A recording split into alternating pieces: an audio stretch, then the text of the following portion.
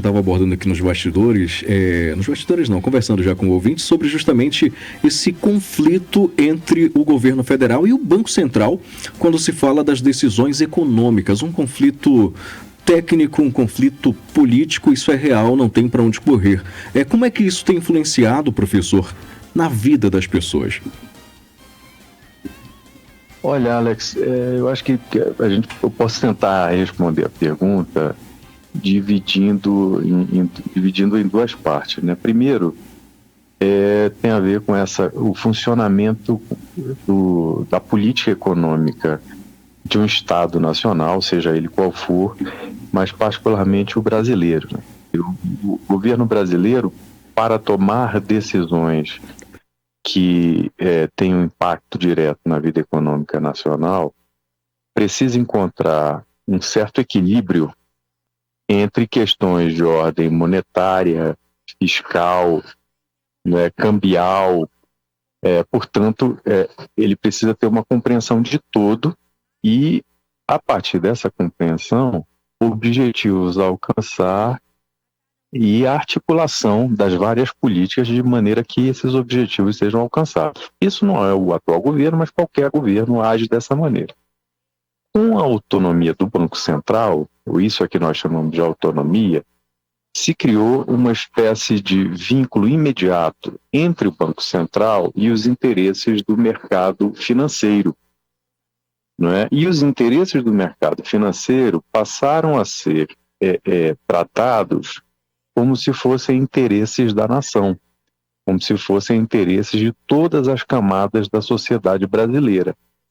Daí essa ideia de que a regulação da inflação a partir da política monetária, quer dizer, das taxas de juros de modo muito específico, soe geralmente como se fosse de fato uma defesa dos interesses relativos a controle de preços, etc., do país. Só que a coisa não é tão simples, não é apenas o Banco Central, através da política monetária, que pode contribuir para o controle da inflação. Há vários outros mecanismos, né, que são muito importantes para a vida nacional, e aí a gente vai para a segunda parte da questão, né, que se relacionam a, por exemplo, a geração de emprego, a necessária geração de renda, e com geração de renda, geração de impostos, que permitam ao governo fazer investimentos públicos capazes não apenas de dinamizar ainda mais a economia, mas também de fazer com que as pessoas tenham a possibilidade de futuro profissional, por exemplo. Portanto, a política econômica não é autônoma das várias outras áreas, né, que implicam a atividade governamental, educação, saúde, saneamento e por aí vai. O que se coloca também como um problema hoje é essa ideia que é falsa, né, de que existem decisões estritamente técnicas e decisões estritamente políticas. E essa concepção vem, digamos assim, embalada por uma profunda ideologização, porque tende a dizer que as decisões técnicas são positivas, são corretas, e as decisões políticas são negativas e incorretas.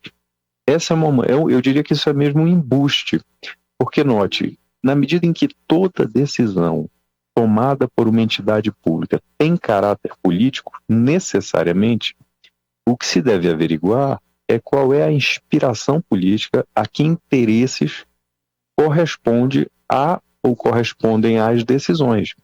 Quer dizer, pelo que eu estou dizendo, as decisões que vêm sendo tomadas pelo Banco Central, dados seus efeitos, que efeitos são esses? Principalmente o aumento da taxa de juros impacta sobre o encarecimento do crédito e, portanto, a maior dificuldade para as pessoas consumirem. Daí essa ideia de que ela ajuda a controlar a inflação. Ora, mas se eu tenho uma inflação baixa, a inflação brasileira está abaixo da meta prevista, da meta máxima, o que está acontecendo? Na verdade, o Banco Central está contribuindo para financiar o capital financeiro através do aumento da especulação com o dólar, que é o que nós estamos vendo todo dia, mas também com especulação de ações do próprio governo, do Tesouro. Quer dizer, o governo se financia no mercado e esse financiamento, ao ser regulado pela taxa Selic, ele vai se encarecendo. O governo tem mais compromissos financeiros a pagar. Note que essa é uma escolha política, né, do senhor, hoje presidente do Banco Central, o senhor Roberto Campos Neto, né, que confronta, e aí eu acho que é essa a situação, alguns interesses do governo que estão vinculados a aumento da dinâmica da produção econômica no país, né? A situação é muito séria e ela realmente cria empecilhos para a autonomia do governo brasileiro, que são criados, digamos assim, o rosto que aparece é do senhor Roberto Campos Neto, mas, na verdade, quem está por trás dessas decisões são os agentes do mercado financeiro, né, que especulam de modo, eu diria que irresponsável, né, com a economia do país.